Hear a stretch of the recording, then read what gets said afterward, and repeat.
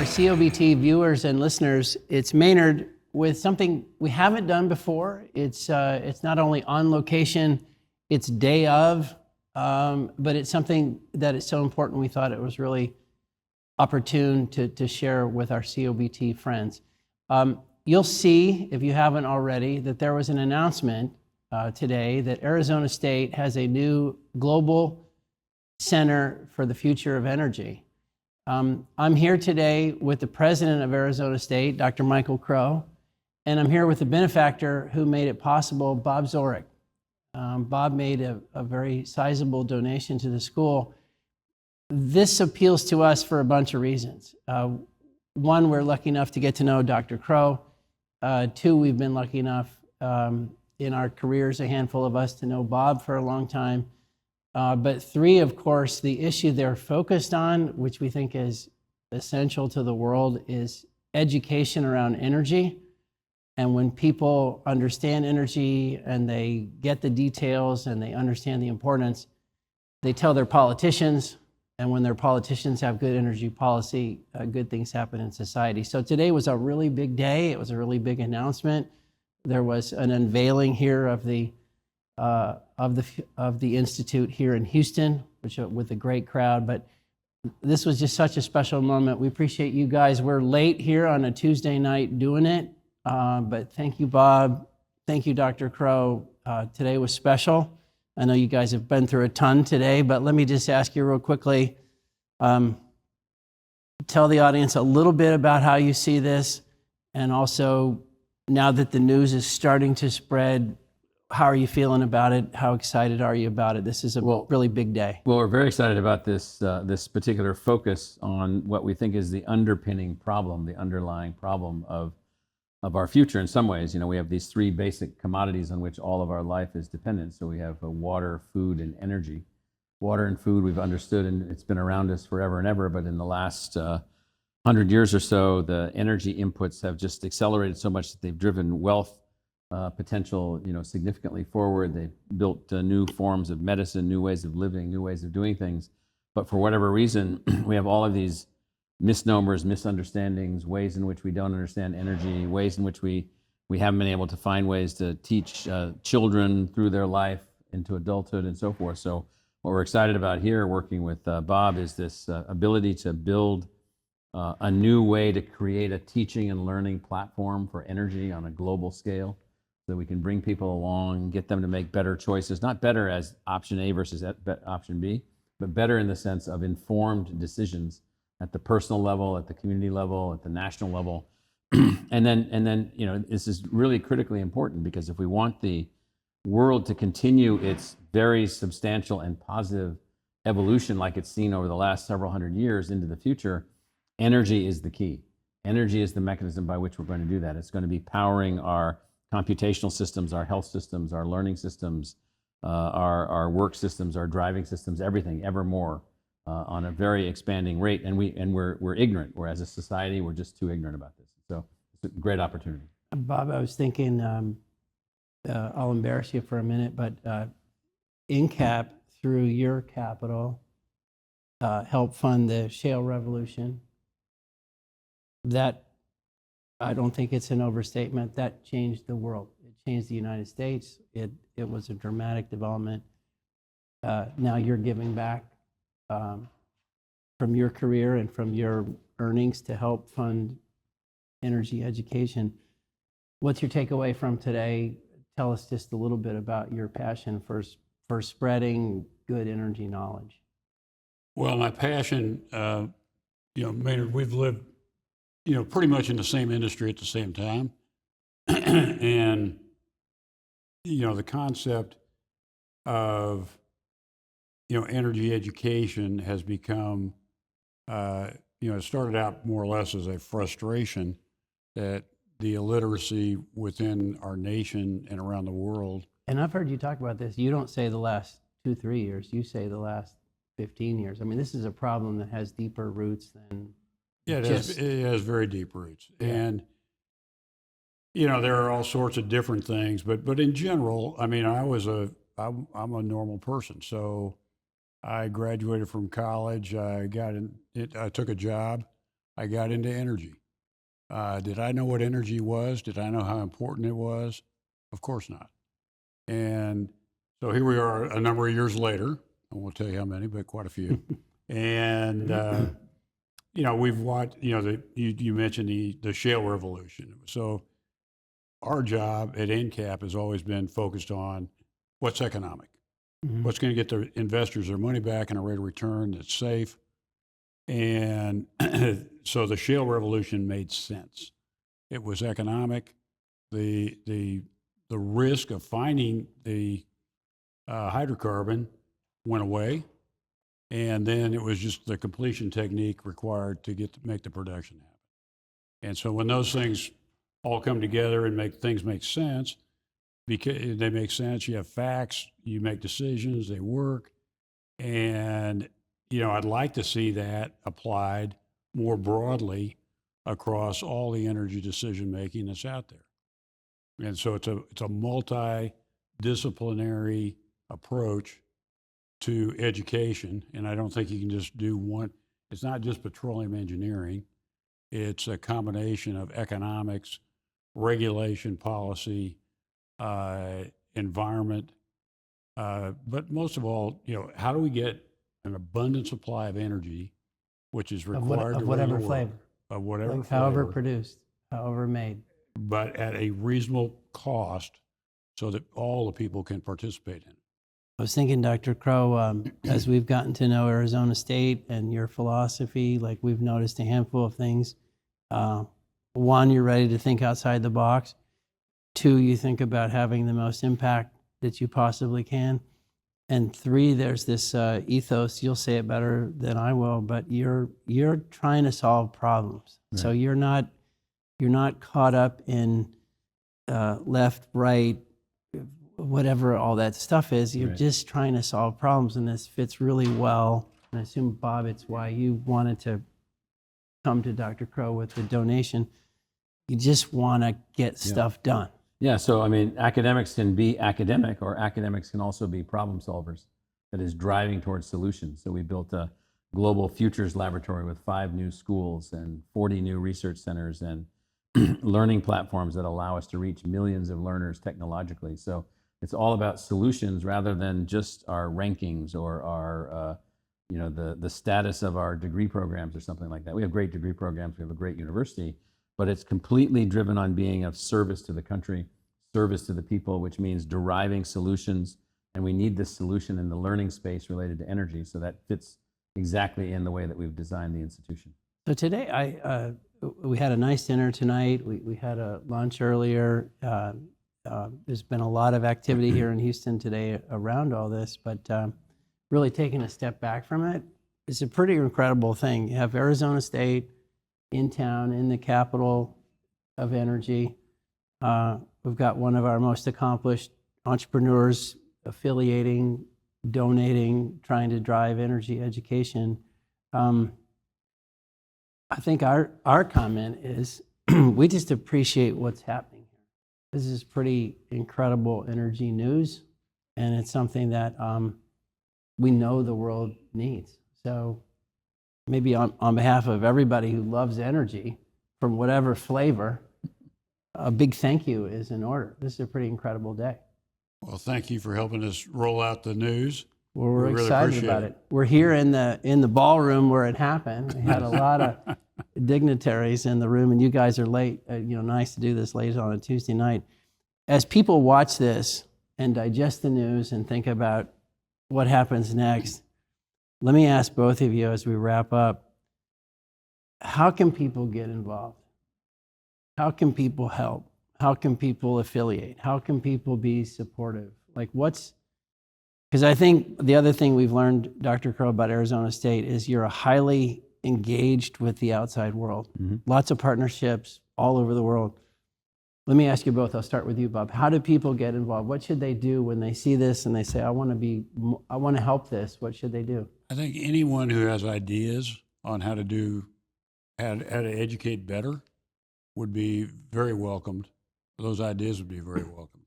I mean, we're in the formative stages of... You're going to name a director who runs this. And I think the director will be highly influential in how it proceeds. But at the same time, I think the tools that ASU has are also going to be highly influential in how it proceeds. So I know this from talking to you guys, but maybe some of the audience doesn't know.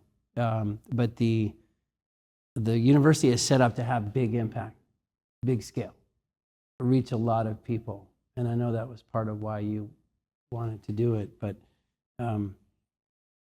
maybe just comment on that part of your gift, because you could have done this at any university anywhere in the world, or you could have done other things with your giving.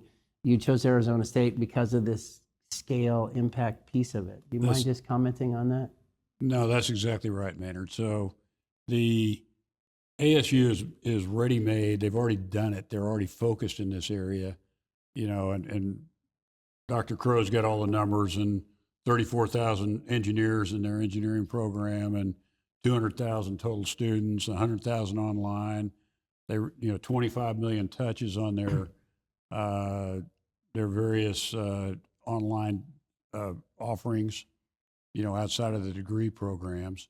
And so to me, that's exciting. And the big international footprint that combines Thunderbird with the ASU and on and on and on. So it's I think your last podcast with Dr. Crow will shed some light on some of those subjects. But so I'm excited. I want to make an impact. Just the mere fact that energy becomes part of the core curriculum for incoming students is exciting to me. But it's so much more than that I honestly, I can't imagine where it can go. Dr. Crow, at dinner, I told one of your colleagues, Bob is known as a serious person. Like, Bob doesn't put money in stuff that isn't going to have a return. That's his career. He did such a great job of that. As you think about this gift and what you're going to do with it and how you're going to impact the energy discussion, what would you add just to kind of as we wrap up? Well, I mean, I think the key is for people to understand, how far we've come as a society, how far we've come as a democracy, yet how far there is to go, and how important understanding energy is going to be to the success of that democracy. So one of the things in the Founding Fathers' articulation of the unalienable rights was life, liberty, and the pursuit of happiness, and the comma, among others. And so to pursue those, it turns out that energy is unbelievably important. And we have to figure out how we're going to educate. We're ready to do that. We are looking for input from others, ideas. We're looking for audiences. We're looking for audience constructs. We're looking for partnerships. We're looking for alliances. We're looking for all those things. So I think this is a big deal. We agree with you. And it's why, again, I want to thank you on behalf of a community that loves energy. I also want to thank you on behalf of Veriton. It's late on a Tuesday night, and you guys agreed to visit with us about this. I would say if you're watching this, wow, the world has changed quite a lot, and wow, the world is going to change quite a lot again. What we all know is coming is a big debate about why our energy costs what it costs, why power costs what it costs, what policies we should have. There's a huge energy debate coming as a result of AI and so many of the other things happening in society. So this has never been more important. Thank you both for your support and friendship. And if you're watching this, I would just say, reach out to Dr. Crow, reach out to Bob, because they want to hear from you. But this is a really serious and very exciting effort. Yeah. So thank you, guys. Thank you. Thanks, Maynard. Fantastic. Thanks, everybody. From today's rollout, we've got some footage of Dr. Crow visiting with Bob about the new Future of Energy Institute, and you'll see some of those highlights here. So to kick us off, Dr. Crow, you and Bob are collaborating on an exciting new initiative in the energy space, specifically addressing education. Can you tell us all about it? Well, it's exciting, and I appreciate the introduction and you being here, Karen, and all of the rest of you being here. This is a day where this new kind of university that we built at ASU, what we call the New American University, manifesting itself through ASU, has reached a point where we're capable of really reaching millions, if not tens of millions or hundreds of millions of people with our educational assets. We've built unbelievable technological tools. We've changed the trajectory of the institution. And we realize that one of the things that we have not been able to do as educators is really take on and attack the silos of the university, which have then compartmentalized our knowledge and our information. And then they make things like the importance of water, energy, and food very difficult for people to understand. And so energy at the heart of all those things. We've had water and food in historical modalities for a long time as a species. Energy is the thing that changed everything. It changed the trajectory of our species. It changed the trajectory of our ability to build the tools that we have that enhances our species. Yet it's something that if you talk to the average person, they barely understand where it comes from. They don't understand, there's lights, but they don't even know what that means. There's this huge drive right now for supercomputing and artificial intelligence and augmented human existence, and that we're going to have to double the amount of electricity that's being consumed, at least, if not more. And there's people saying, well, why would we do that? And I'm like, would you like to just evolve this far and then be done? Would you like to not cure cancer? Would you like to not develop new ways to teach and learn? Would you like to stop the evolution of our species? Or would you like to take that one thing which is essential, which is energy, and figure out how we can make progress? So ASU is this institution that's also grown two other institutions. One that's been around for decades, Thunderbird, which was brought into the ASU community just a few years ago and has found a way now to become a part of a large-scale university we have 80,000 students on campus. We have 6,000 faculty members, 23 colleges. We've got all kinds of things that then now Thunderbird, rather than being out on its own, sort of trying to find its way through the valley of the future by itself, is now a part of ASU. And then something that we've built over the last 20 years, which is now called our Global Futures Laboratory. Our Global Futures Laboratory has 40 or so research centers focused on building future outcomes, heavily related to the future of the planet, our relationship with the planet. 5 new schools, a school for the future of conservation that we just announced, a school for the future of the oceans, a school of sustainability, all kinds of things focused on the future, including a school on complex adaptive systems that has us think about what are the math tools that we're going to need. And in all of that, this new institute, the Global Institute for the Future of Energy, that Bob, through his vision and his investments, and ASU, through our vision and our investments, are coming together to now take on this challenge of how do we get everyone to understand the importance of energy? How do we move away from this continuous and unbelievably ignorant set of oppositional sides arguing over and over and over about, well, we can't do this, and we can't do this, and we can't do that, as opposed to how do we learn to think and plan over the long term? How do we learn to educate everyone? How do we get energy well understood by people K to gray, from kindergarten all the way through their entire life? And so what we bring to the table is a fantastic set of intellectual assets, a fantastic set of learning tools and learning technologies and educational tools and educational technologies that we brought to bear, whole new ways of learning, whole new ways of reaching out. We have a staff of 700 people in a unit called Ed Plus at ASU, which is focused on nothing but the development of new learning outcomes. We have 25 million users of our digital assets right now visiting the university. We have 500,000 people taking just courses from us from 190 countries. And so I'm not going to walk through all of that, other than we just see, we share this vision, Bob and I, about the frustration of the moment. So here we are, having benefited the last 300 years from the unbelievable changes in energy. The last 50 years, very significant advances in energy and systems, and then all the things that entails. And yet we're still arguing about the same kinds of things, because as we're developing more and more and more need for electricity and more need for energy, and those become so essential to our existence, the population grows further and further behind from what it all means. It's not difficult to understand food, even though it's hard for them to understand, people to understand where it comes from, because you're consuming it in a tangible way. Water, which is essential to our existence, is present. People don't really know how it's clean, but energy is invisible. Where it comes from, how it's developed, the role of fossil fuels as this bridging technology set that will give us the opportunity over whatever number of hundreds of years into the future that we're going to be dependent upon fossil fuels at one level or another, to a point where we can have fusion power, or we can have other kinds of things that then will be a very different kind of energy future. How do we educate everyone on all these things? And so we're pleased today to announce that we're launching the Global Institute for the Future of Energy, which will be focused on energy education, ubiquitous energy education. It'll be focused on helping people to understand where we are in time and space, what it all means. We hope that we'll have an opportunity to have small language model AI systems that can be available to teachers all over the world. We already work through Thunderbird School of Global Management on a program called 100 Million Learners, where we have 5 basic courses in business in 40 languages, the 40 key languages around the planet. We've already built that and are deploying that. So we know how to build these things. We know how to teach in different cultures and different languages in different ways. And so we're excited, Bob, that you share this same vision that we do about needing to educate, needing to enhance learning. If we don't have this, we're going to have more problems, we're going to have more fighting, we're going to have more arguments, we're going to have more discussions. We're going to have more ignorant people talking about things they don't know anything about, saying, well, we can't do this and we can't do that and we can't make this happen. So along the way, we've built our university to be able to take on how do we build the future, as opposed to many universities, which is how do we critique the present and pretend the future is horrible. And so, hey, I got some rise out of you from that. So the future is not horrible.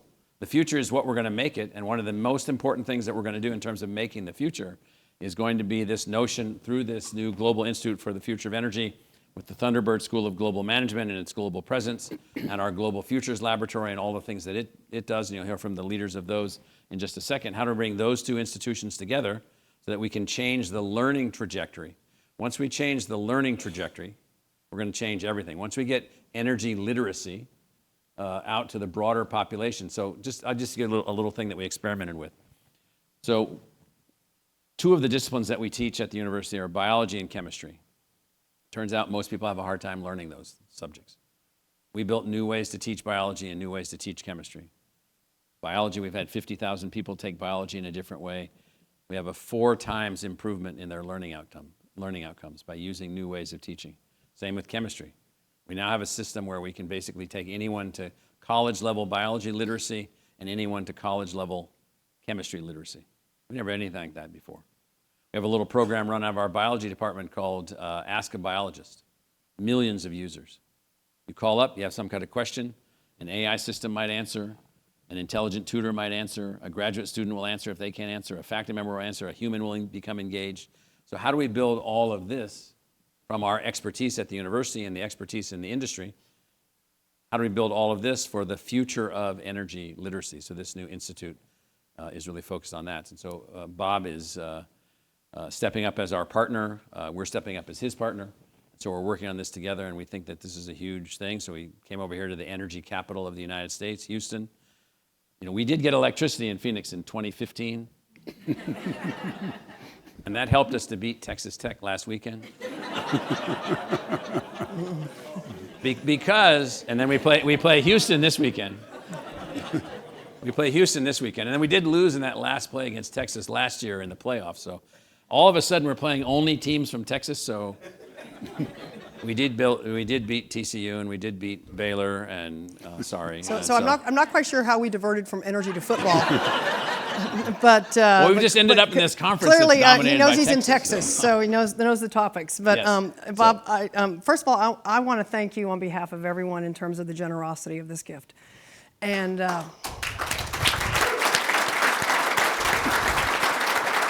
Thank you. And also, I've spent some time talking with you about this idea and this institute, but let's share with everybody your passion about why this is important to you, why you wanted to do this. And I think we kind of know why you're doing ASU after Michael told us about all the things he's doing, but hearing it from you in terms of the choices and how that came about.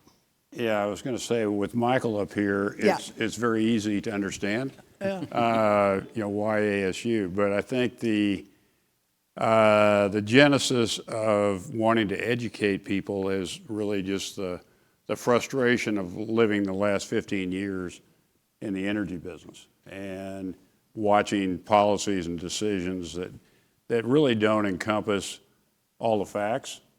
And knowing more of the facts, I don't know all the facts myself, but knowing more of the facts, I know it's more complicated than those policies have determined. And so that was the genesis, was frustration. And then I think the other thing is, at some point in your life, you want to have some impact on something.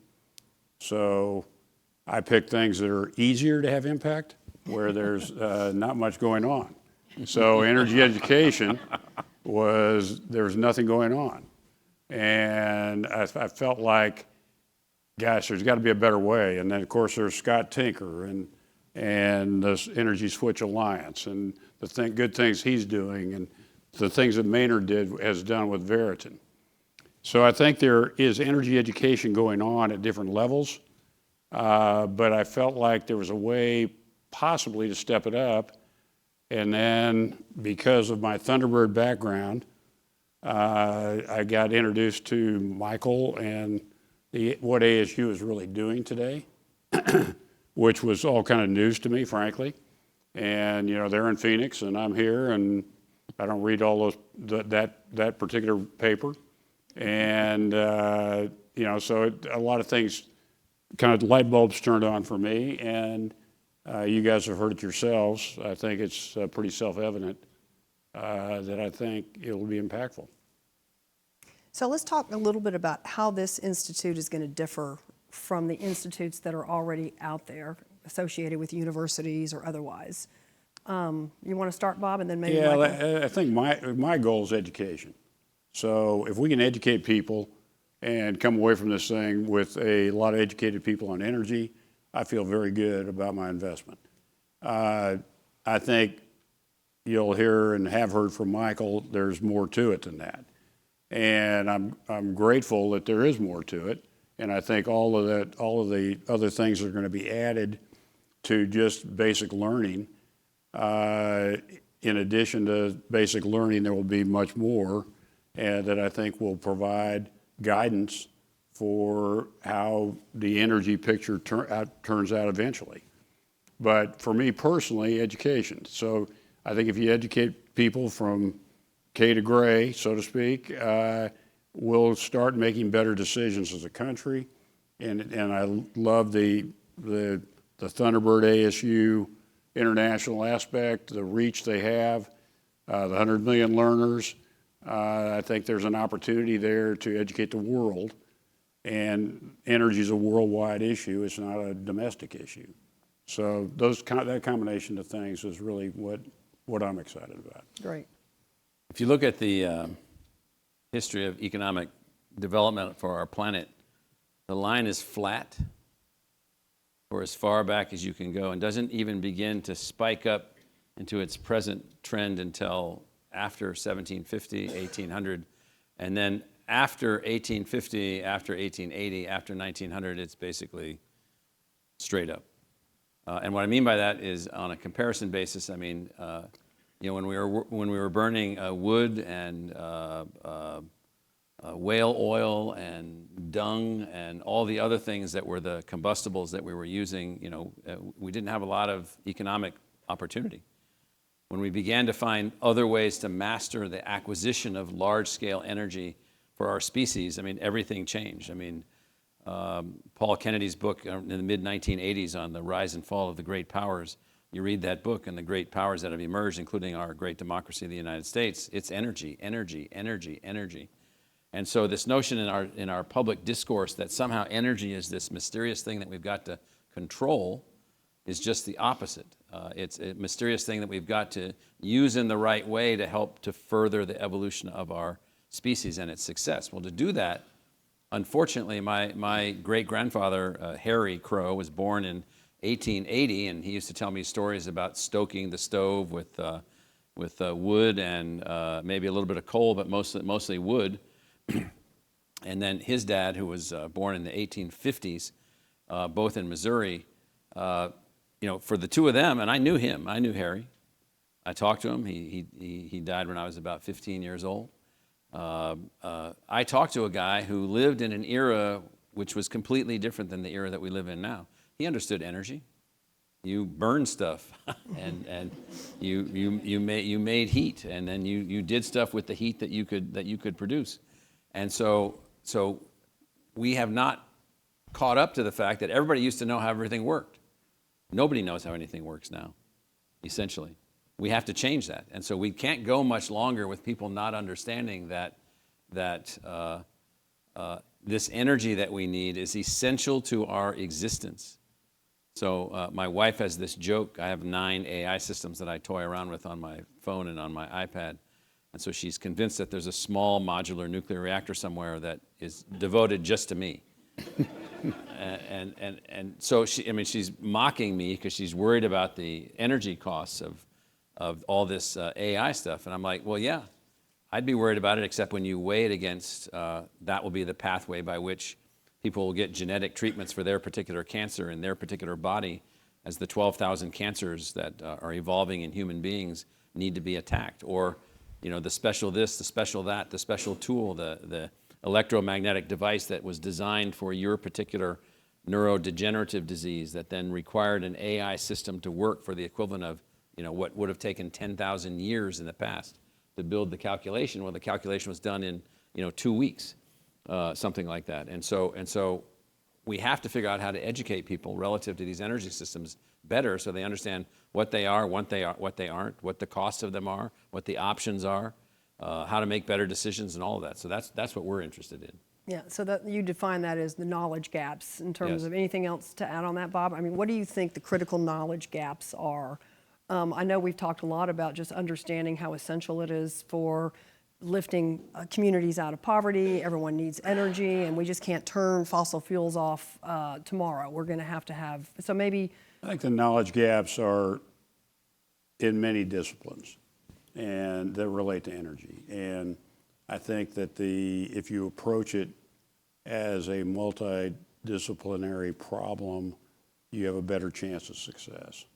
So I think just going in at one level and talking about power in the United States it's a complicated topic in and of itself, but it's not going to, you need more than that.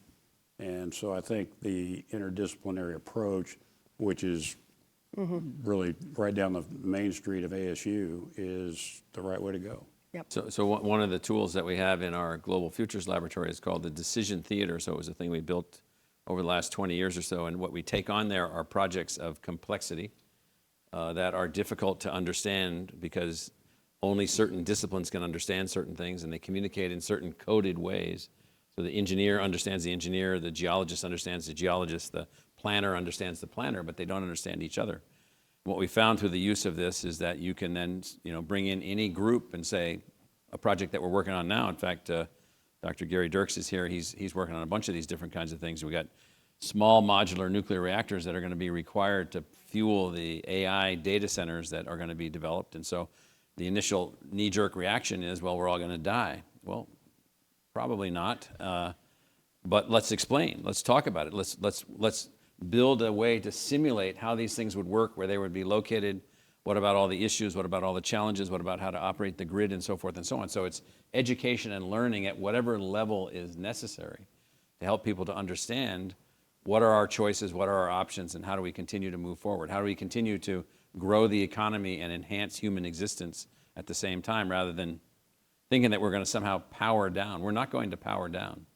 If we begin to power down, you should begin to get worried for a lot of reasons. We're pretty much going to power up, but also decarbonization and the cost of decarbonization and some of the trade-offs around that and the choices that need to be made. So, and technology, anything else? You mentioned nuclear, but anything else on the technology front, or anything that you think may come out of all of this? Or I guess it's all the unknown, but I think the facts will come out of it. So the facts are related to all sorts of things, including the environment and carbon, but they also relate to economics. And they relate to abundance, they relate to how you live and how you want to live, and ultimately economics will determine the answer. And if you can't have abundance with a particular cost structure, then it probably is not going to happen. So what I would add to that is in 2023, we had probably one of the most significant technological advances demonstrated as feasible of the last, 800 years. So they ran a fusion energy experiment in which they produced more energy than it took to create the fusion outcome. And so we never had anything like that before. And so let's say that it takes 300 years to get to fusion power. We don't think this way, but let's say it takes 300 years to build the small stars that produce the fusion reactions that we need to produce this unbelievable energy source. Well, how do we get there in the next 300 years? Now, the market doesn't think that way, but we need to think that way in some ways. And so one of the things we're focusing on is how do we buy time for either decarbonization or for movement to other systems, and how do we manage this, or how do we get if there's too much carbon in the atmosphere, how do we get it out? There's some energy companies that are working on that. We've got a big center that's working on that, and it's not how do we, like, the sky's falling, we're all going to die. It's like, oh, could we make some money off getting carbon out of the atmosphere? Sure, you can make some money getting carbon out of the atmosphere. Let's figure out how to do that. So that's what we're focused on.